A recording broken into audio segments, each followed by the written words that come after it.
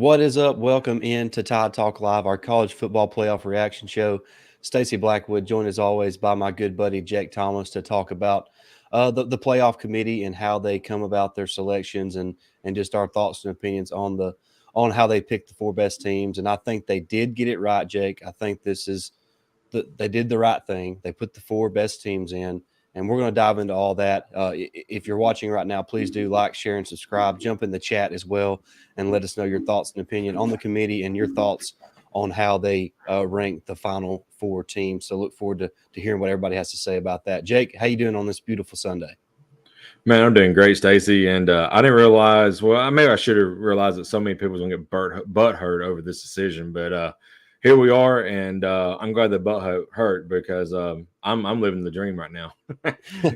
Yeah, I think we're all Nick Saban and that little half grin he's been given the last couple hours since Alabama.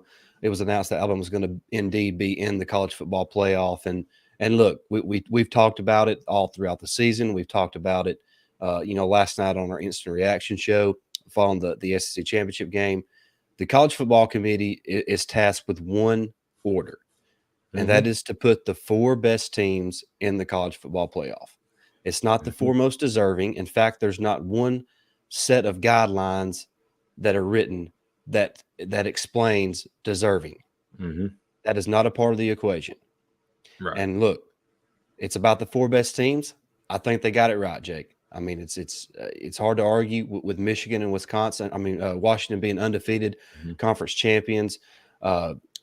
Texas, you know what they've accomplished this season, going 12-1, winning the Big 12. They do have that big road win against Alabama in Tuscaloosa early in the season. And then, of course, Alabama, Jake, 12-1, 9-0 total in the SEC, and a big win over Georgia yesterday in the SEC championship game to kind of put an end to Georgia run where they had won 29 games in a row, back-to-back national champs. And, they would have been considered the favorites heading into this playoff had Alabama not pulled off the upset yesterday afternoon. So, look, the committee got it right. Does that mean it's fair? No, but life's not fair. Look, I hate it. I really do. I hate it for Florida State.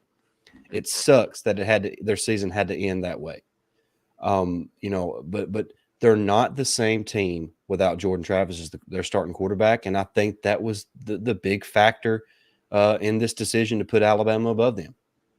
Yeah, I agree, Stacey. And Florida State has had an incredible season, and I know their coach was talking about how their defense was really stout, especially against in Louisville game last night, the ACC championship game.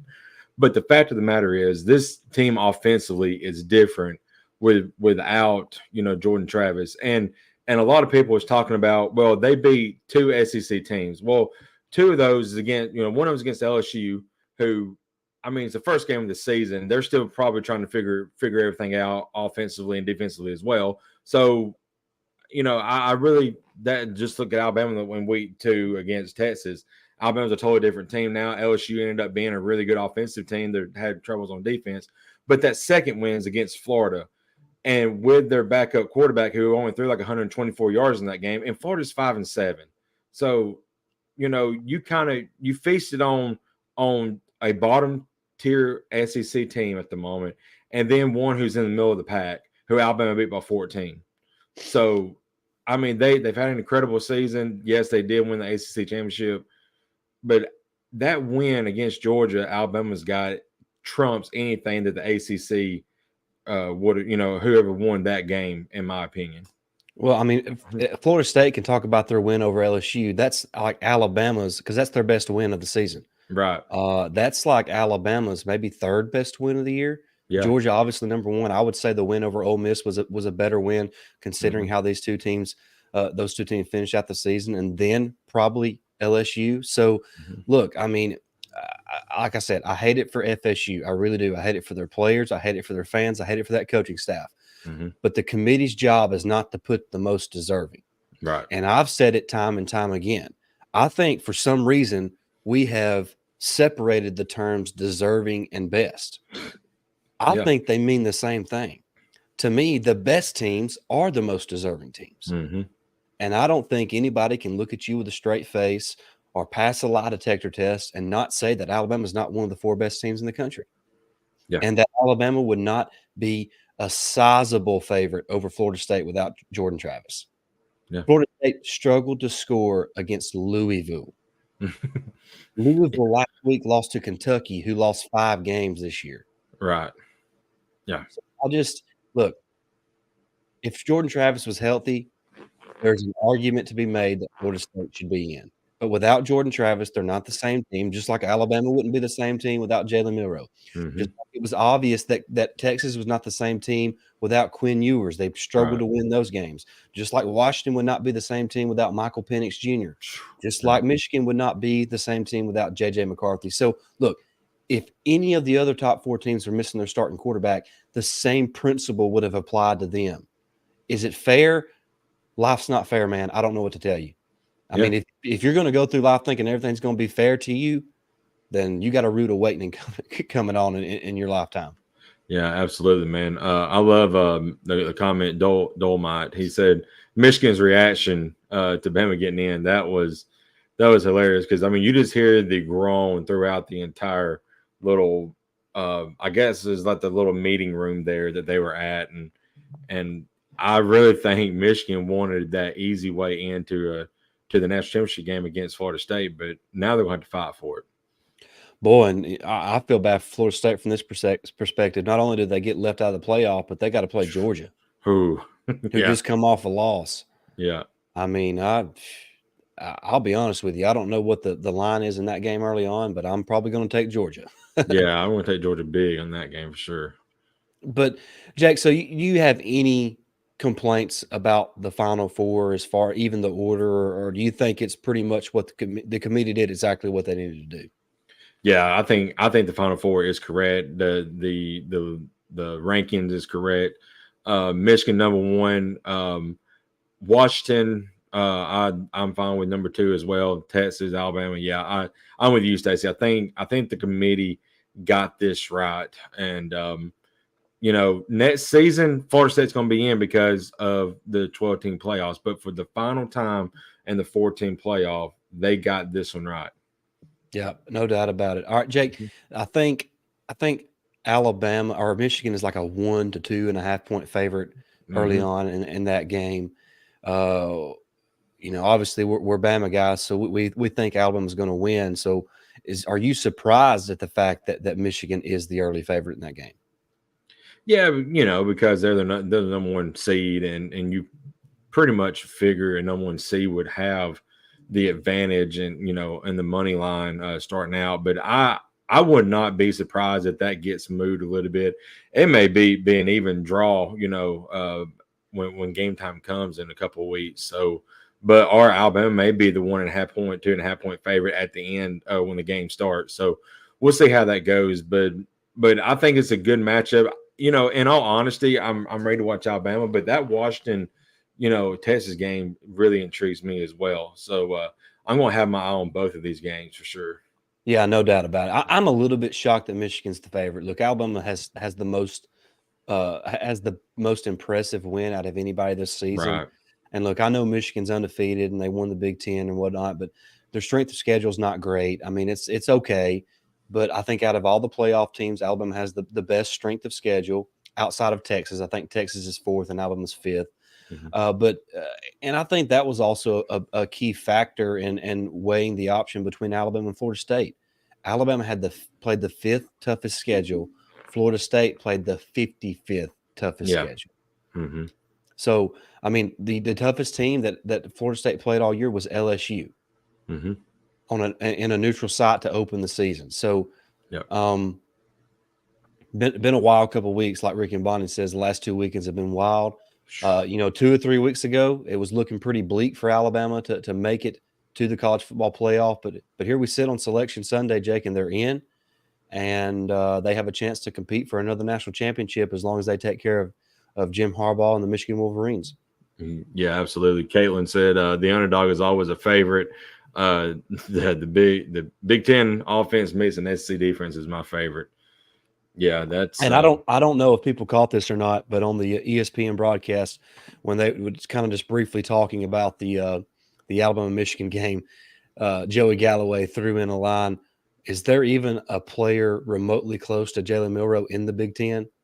So, like this is Milroe is going to be a different dude for these guys to try to slow down and look. Milroe needs this time off to kind of settle down and regroup and refocus. And man, I'm just excited about that matchup because of what Michigan's been a really good defense all season long, but they have not seen an offense with this type of playmakers that Alabama's going to present. And then, like you mentioned, that Washington Texas game, that is going to be, I think that's going to be one of the best games all season long. I think it's going to be a back and forth contest. I think both teams are a little better defensively than what most people think. So I don't think it'll be quite as high scoring as what I think a lot of people are going to, talk about all, leading up to the game here. And I mean, it's still almost a month away, but I do think that Washington Texas game is going to be a fantastic matchup on New Year's night. Yeah, I agree, Stacey. That got me really intrigued, like I said earlier. And I agree with you. It's probably going to be a back and forth game. It's all setting up, depending on how that game goes and how, of course, the Alabama Michigan game goes. But we could look at a national championship repeat, or from Alabama and Texas, what we had in week 2. So, I feel like that's, as Bama fans, that's what we want, to get another crack at them, because this team's a totally different team than that week 2 team against Texas. So, it's going to be fun to see how it shakes out. Yeah, no doubt. I mean, I think that would be, what a fitting way for Alabama if they were to be able to beat Michigan and Texas would be able to beat Washington, for those two teams to meet up. What a fitting way for Alabama to kind of end their season, because everybody wrote them off after that loss to Texas. And then the next week they go and just kind of lay an egg against South Florida and only win that game 17-3 or something like that. So what a fitting way for Alabama to have an opportunity to complete the cycle of kind of everybody writing them off to hoisting that national championship trophy. So it'd be a storybook, Jay, considering all they've kind of went through this season, with all, like they said, let a naysayer know, and they've kind of lived that out. They have really kind of taken hold of that, and that's kind of been their banner this year. Yeah, absolutely, man. And I want people to remember, I think after the USF game, Alabama was ranked like 12th, because they had dropped them down. We was out of the top 10 in the rankings. Of course, I know the AP really don't matter. It's really the BCS when it gets to that point is where it really matters. And you mean the CFP? The CFP, yeah. I wish it was BCS. Anyway, but yeah, so Alabama was out of the top 10 at one point in the season, and now here they are, with a chance to win a national championship. That just shows you the guts, the mentality, and the perseverance of this team. It's incredible how they just continue to claw and fight and improve. And here they are. They're fighting for a national championship, and it's awesome to see. Yeah, it's hard not to kind of fall in love with this version of the Alabama Crimson Tide because of how they've kind of responded after the early season struggles. Rick and Bonnie say, remember the ACC delayed the 12-team playoff. Yeah, their athletic director was part of that, alliance that formed, and it prevented the playoff from moving to a 12-team playoff this season. So Florida State, if you want to be mad at somebody, be mad at your commissioner. So, ain't that funny? Yeah. Oh, that is great. Yeah, let us know your thoughts there in the live chat. We'd love to hear your thoughts and opinions on the Final Four and how the committee done, and do you think they got it right? And if you disagree with the committee, by all means, let us know that as well. We'd love to have your thoughts and opinions as well. But look, and we've talked about this a lot, Jake, and like I said at the onset, the committee is tasked with one job: is to put the 4 best teams in. And if that means you leave out a team that you feel is deserving, then you just got to live with that. I mean, it's sad. It really is that Florida State's not going to get to compete. But Jake, Alabama, if Milroe had gotten hurt yesterday and was going to be out for the remainder of the season, I would be saying right now, Alabama does not need to be in. No. Because they're not going to beat Michigan or Washington or Texas without Jalen Milroe. Right. Just like Florida State would not beat Michigan, Washington, Texas, or Alabama, or Georgia, or Ohio State or any of those teams, Oregon, without Jordan Travis. Yeah. I mean, it took all they had to beat Louisville. It took all Yep. they had to beat Florida. I mean, and it's not that they just play close games. It's the fact that their offense is just bad without Jordan Travis. Yeah, it has nothing to do with how they played as a team this year. They're really good. They're a really great team. It's just,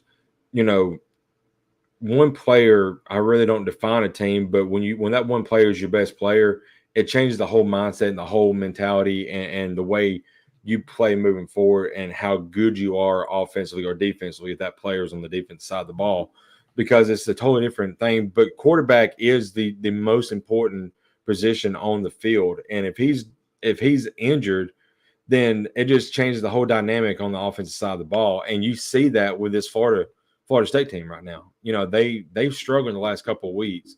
And, by all means, I hate it for them. But like you said, life ain't fair. Travis B, let's all buy Corey a stone elephant statue and put it on his front porch. That way when he comes out, he'll see it. That'd be great. I love it. Taking a jab at our friend Corey Burton, of course, a Georgia Bulldog and host of Believe in the Dogs.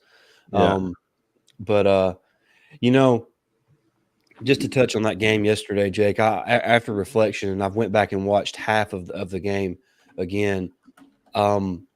The truth is Alabama did not play that great, especially offensively, for 4 quarters. Right. They were good in spurts. But overall, Jake, the offense really struggled to put a consistent plays together. And it's not that, and I just got to be honest, it's just that Milroe was a little off yesterday. He was off on his deep ball. He struggled to hit the intermediate routes early in the game. He took unnecessary sacks. He just struggled to play and take what the defense was giving him early in that game. But then, to Milroe's credit, he made the clutch plays down the stretch to get Alabama the win. And I can't say enough about this Alabama defense too, Jake. I mean, I thought overall for 4 quarters, Jake, they were rock solid against this high-flying Georgia offense who's put up points against everybody this season. Carson Beck has, passed for a ton of yards this year, and Alabama really limited what they were able to do offensively because they controlled the line of scrimmage on both sides of the football. Yeah, absolutely, man. We talked a lot in our post-game reaction show yesterday, but we'll talk a little bit about here now if nobody hadn't had a chance to watch it yet. But I may be in a minority here, but I really feel like the score doesn't indicate how the game was actually played on the field, because Alabama, honestly, outside that first series, Georgia had success moving the ball at times, but they could not consistently get a drive together. And like you said, the Alabama defense just dug in when they needed to. And then finally the offense, when it needed to and when it had to, finally found a spark with Jalen Milroe, Isaiah Bond. When you're in a situation like that, you want your playmakers to step up. Our playmakers stepped up when the moment was needed, and you see what the outcome was. Alabama won that game. Yeah, no doubt. Of course, we are wishing Kool-Aid a speedy recovery, and shout out to Trey Amos for the way he come in and played once Kool-Aid went out with his concussion. Mm-hmm. And Caitlin brought up Danny Cannell's epic rant, and I'm going to try my best to play this here in just a second. I'm going to try to share my screen so we can all enjoy this for just a second here on our live stream. I don't know if y'all can see that or not, but there we go. It's all a sham. Gosh, I'm fixing to play it, so maybe we can hear it. It's a dark day in New York City. A darker day in college football, because what we saw transpire the last 24 hours, really the last week, leading into this debate, has been disgusting. It really has. But now the secret's out, because I've been trying to tell you for 10 years this playoff is a complete sham. It's not a true playoff. It's an invitational. It's a beauty contest where the participants are determined by the power players in the sport, the conferences with the most power, and the voices, the biggest platforms. It's never been determined on the field, and that's gross. Say I'm devastated, it's an understatement for what happened to Florida State, but I'll be fine. I got a national championship ring. I got to play for one. But for those players who are absolutely gutted right now, who bought into the lie that if they won every game on their schedule, they would have the opportunity to play for a national championship. I can't imagine what they're going through. And I hope they rally around it. I hope they go and smoke Georgia. But either way, I can't imagine the emotions they're going through because they bought into this lie that every game counts. Who's in? There's a legit debate between who should be the 4 teams in the playoff. It's not a playoff. It's an invitational, and it's gross. I'd like to think it's going to change. Powerful conferences, and you're still going to have the 12 teams determined by the voices in the TV studios and in the boardrooms rather than on the football field where it should be determined. And that's wrong. And I worry about the fans of our sport who see right through the facade. Please don't go away. Hopefully it gets better before long, but don't lose your passion. I know it's hard. I know it's challenging. I know Florida State fans are going through it right now. But keep rooting for your teams, and one day we'll be able to get a legit national title. Until then, I don't even know what to tell you. It's depressing. It's disgusting. But, man, remember the players, what they're going through. Keep supporting them, and we'll see what happens. If Florida State does beat Georgia, I wouldn't be surprised if they claim a national championship because they should. God. Remember, Georgia is one of the best teams in the country. Oh, my gosh. Oh, my God. Oh, Danny. Like I just when I listen to that, I can't help but laugh, Jake. I mean, Right. look, he's all up in his feelings right now. Mm-hmm. You know, he's obviously a Florida State guy. He played there, and so I understand that he loves his program and he wants what's best for his program. But good grief, he sounded like one of those crazy people who believe every conspiracy known to man. That's what he sounded like. Mm-hmm. Yeah. Does he not realize that Boo Kerrigan is a part of the conference that Florida State is in? Yeah, he is. I can't imagine being a grown man who is a well-known college football analyst recording that video and thinking that he has some type of clout. That it's just like Caitlin says, it was a complete meltdown for Danny Cannell. I mean, that it's almost, if it wasn't Danny Cannell, it'd be sad to see because he sounded so incompetent. Mm-hmm. He really did. It's like he don't even understand what the parameters are for getting into the playoff. Right. So I feel bad for Florida State. I don't feel bad for Danny Cannell. Yeah, right. I don't feel bad for Danny Cannell either. But seriously, I don't know if we got any Florida State fans watching. Hopefully do. Hope we got every football fan out there watching, But the thing about it is, with a straight face at this point in time, can a Florida State fan, if you want to be honest, I know you want to pull for your team, but can you honestly say that you can be one of the 4 teams that's listed right there without Jordan Travis, and do you really think you're going to beat Georgia? The answer is no. Yeah. So why should they be in the playoff? It's the same reason why we talked last year why TCU shouldn't be in. Right. Yeah. Because of exactly what happened in the national championship game. They got boat raced. Yeah. Another guy who just was all up in his feelings and could not make a logical statement was Booger McFarland. My gosh, he let his emotions get to him. Yeah, I mean, it was pitiful. And kudos to Reese Davis and Joey Galloway for consistently putting him in his place on how off base he was with the arguments he was trying to make. You're right. Old Booger was letting them boogers fly this afternoon with all that snot he was doing. God, he was so upset. APV on David Pollock. He's got some planning. David Pollock wanted Georgia to get in over Alabama. I was like, how can you say that Georgia is going to get in over Alabama when they just beat you? I have no problem with people being a homer. I'm a homer, but I'm also realistic. I mean, David Pollock, and it serves him right, Jake. Everything Mhm. went the opposite of what Pollock said in that game. I don't know if Yeah. y'all remember this or not, but he made a video saying that Georgia had undoubtedly the best coach in this game. Talking about Yeah. Kirby Smart, who, by the Yeah. way, is now 1-5 against Nick Saban. But sure, he's better than Nick Saban.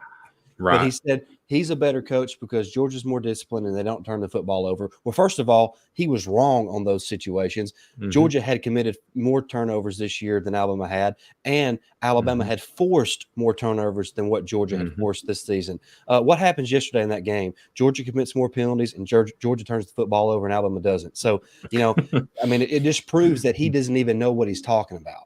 And I Right. hate that because he's smarter than that. But when Right. people allow their emotions and they allow their allegiance to whatever team they are to fully dictate their opinions on situations, instead of using actual and factual evidence to support your thoughts and your opinions, then you come out looking like a fool. And that's what Danny Cannell looks like. And that's what Mhm. David Pollock looks like. And that's what Booger McFarland looked like. Yep. Yeah, exactly.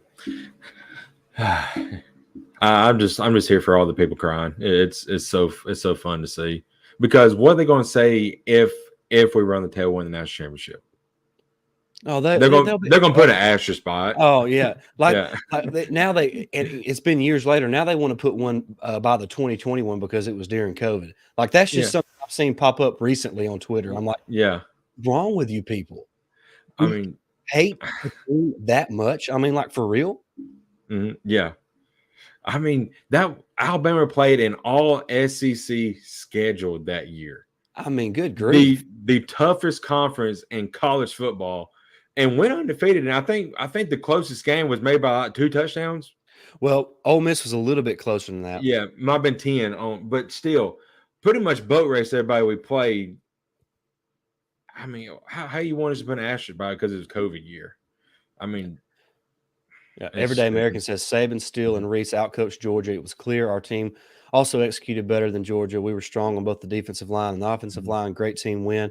Our backers played awesome too. No doubt about it. Agree 100% every day. Cindy Thomas, Jake's mom, by the way, says, my question is, could Michigan, Washington, or Texas beat Alabama?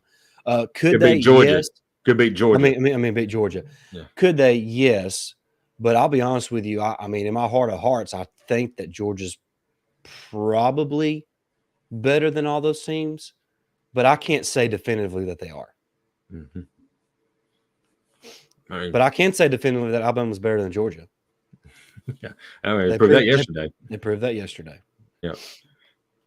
So I don't know. It's and going back to the game yesterday. Going back to Everyday Americans, his little comment there.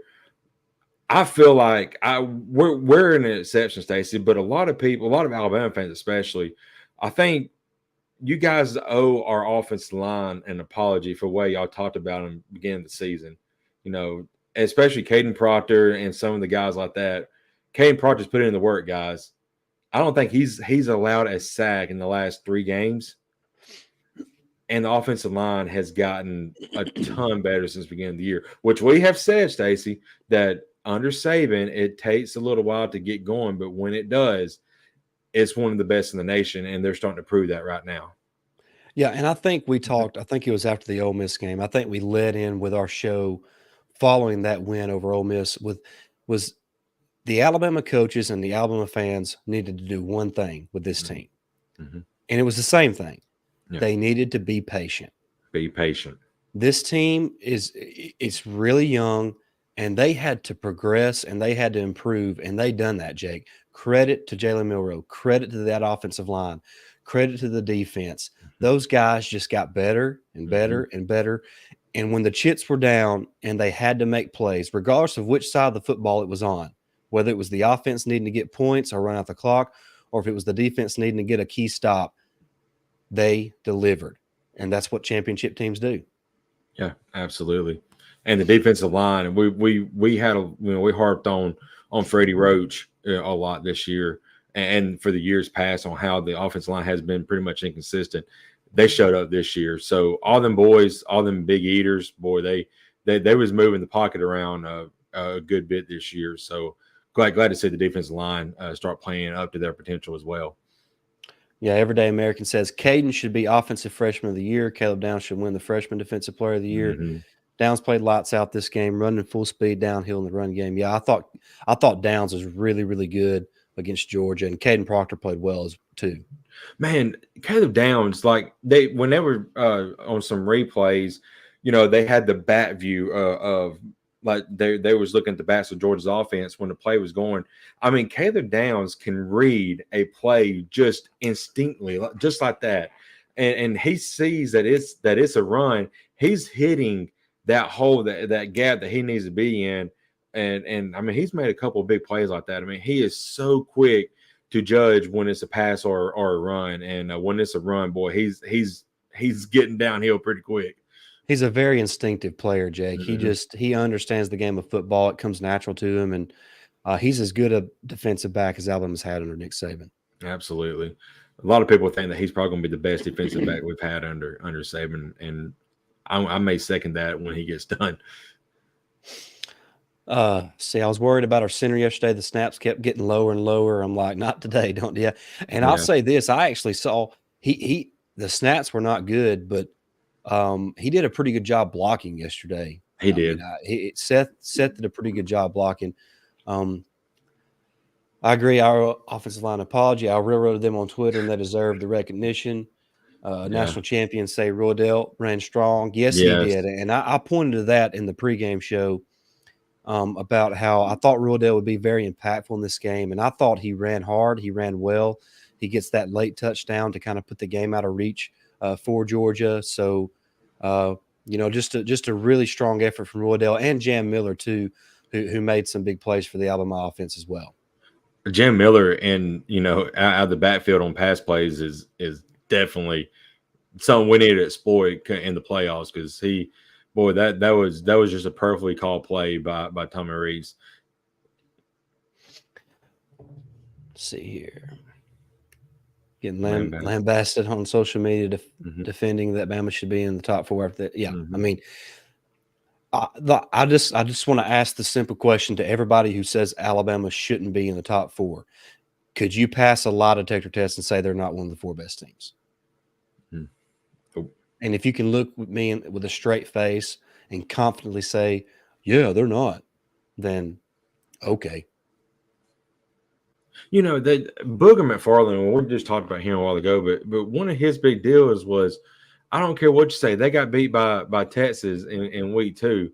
And then Joey and Reese, I think it was mainly Joey Galloway, was like, so you're saying that a team can improve week to week and get better throughout the season and make up for that one loss pretty much? When Booger went back and was talking about, Texas and all that, and I'm like, they lost to Oklahoma in the middle of the season as well, just a few weeks after that. So, I mean, why is that not being talked about? I mean, exactly. And I think Texas deserves to be in, but nobody brings up the Oklahoma loss. Right. Oklahoma's lost what, 3 games since, or I think 2. Yeah. But still, they have a win against Texas. So why aren't they in over Texas? I mean, head-to-head matters, but it's not the only deciding factor. No, it's not. No one else beat UGA besides Bama. Yeah, I think we talked about that, Jake. Leading up to that game, that Alabama's the only team that could challenge Georgia. Yeah, we match up with Georgia very well because both sides they do the same exact thing. They run nearly the identical defenses and everything, because it's Saban and the tutelage under Saban with Kirby. So. No doubt about it. Anybody else got anything else to chime in before we? Yeah, Oklahoma Texas discussion is very quiet. That's what I want to know. Why is not that? Yeah, it was never even mentioned. Like it didn't happen or something. Right. And then Kansas beat Oklahoma, which has like 4 losses or something. Look, and I always go back to everything needs to be discussed in context. And I don't know how many people remember this or not. Sure, Oklahoma beat Texas, but Texas had 2 red zone turnovers that killed them in that game. And if they do not have them turnovers, they probably beat Oklahoma and they're undefeated. So look, sure, they did lose, but in context, it's not, they didn't exactly get outplayed by Oklahoma. Right. So I just think everything deserves to be discussed within context. Just like, a couple of years ago in the national championship game against Georgia, it's important to point out that Alabama was without arguably the best two receivers in college football that year. Right. And John Mechie and Jamison Williams. And Jamison Williams goes out in the first quarter and he already had 80 yards in the game. So Right. context is everything. That's not taking anything away from the team that was able to win the game, but it is part of the reason. Right.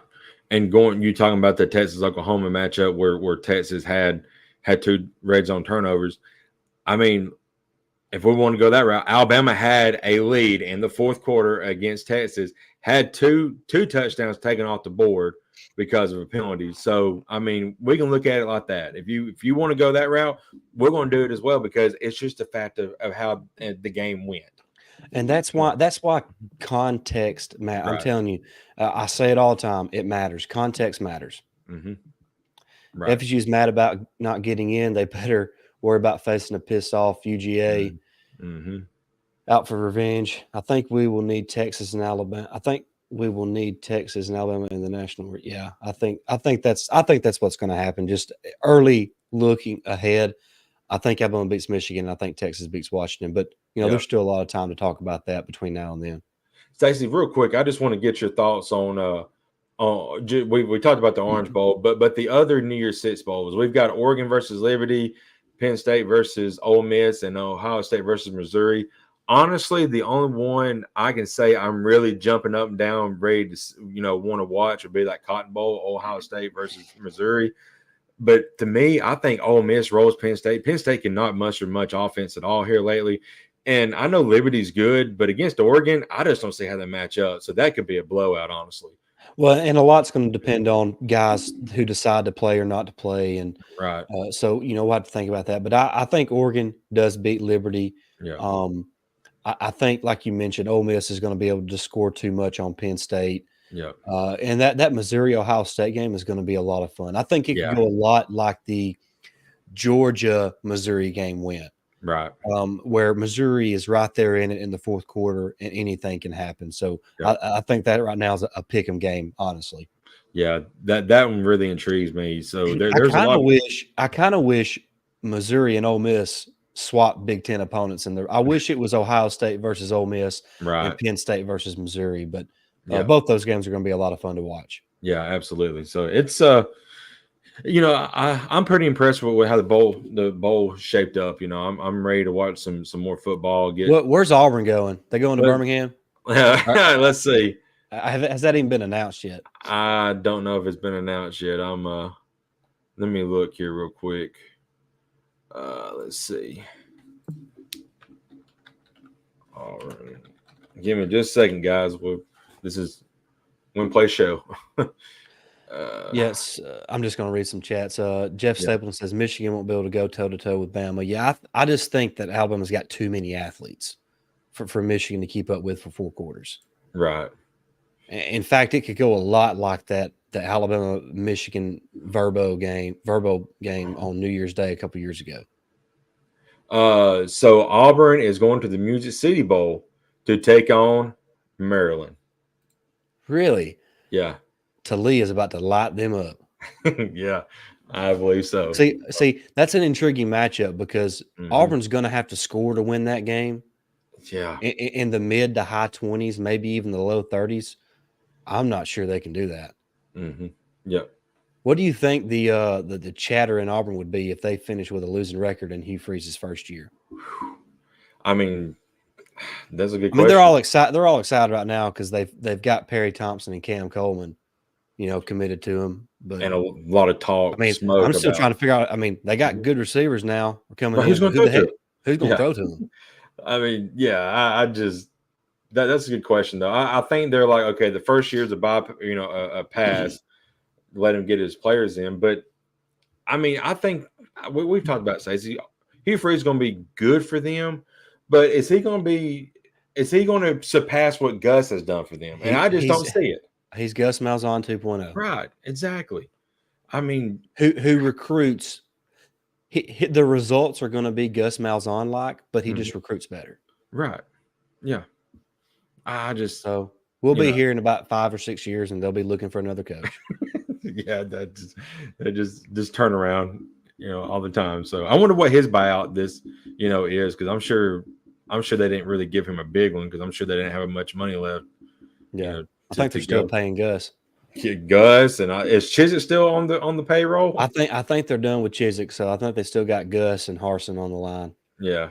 So, but I mean, Harsin, I think when he made the Birmingham Bowl his first year and got beat, and then they started immediately trying to find something to get rid of him. So I mean, this is the whole thing all over again. It seems like, and if he does not have results next year, there's going to be a lot of talk down there. I feel like.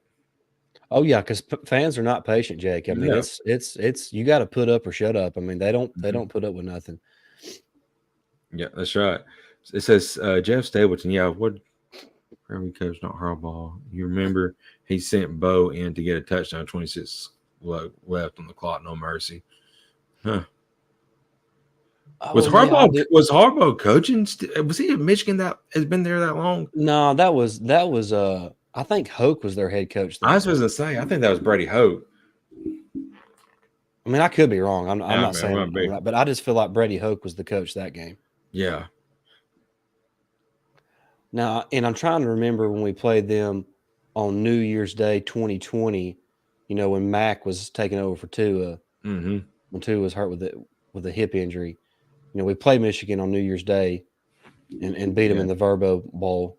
That's right. But I don't remember how that game ended. I know Alabama won pretty decisively, but I don't remember how the game itself ended. But I'm pretty sure that the time Alabama played Michigan before that was when Brady Hoke was still the head coach. Yeah, I think so. That's been 10 years ago though. Good Lord, that is wild. I mean, that are longer. Yeah, that was year before last. We played Kansas State last year, but Bo wasn't on that team. Bo hadn't been on the team since like 2018.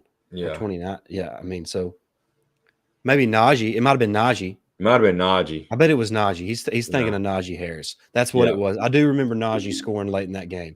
Yeah. Yes, you are correct, Jeff, but it was Najee Harris and not Bo Scarborough. Mm-hmm. Yep.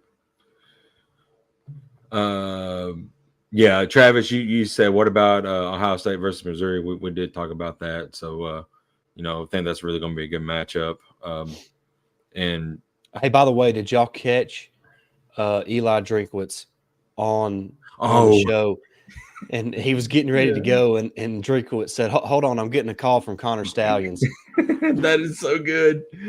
Oh man, I mean, Reese, bent over belly laughing. Yeah, he was belly laughing on that one. That was great. I heard that just passing coming in here to do the show, and I was like, oh my gosh, that was great. So, yeah, he said you're right. I got Najee jersey. That's right. Yeah. Oh yeah, that was a good game. I think Alabama's first play from scrimmage was a bomb to Jerry Jeudy in that game. Yeah. That's when I think we kind of realized, okay, we're going to be in good hands with Mac Jones next season. That was kind of the Mac Jones coming out party against Michigan.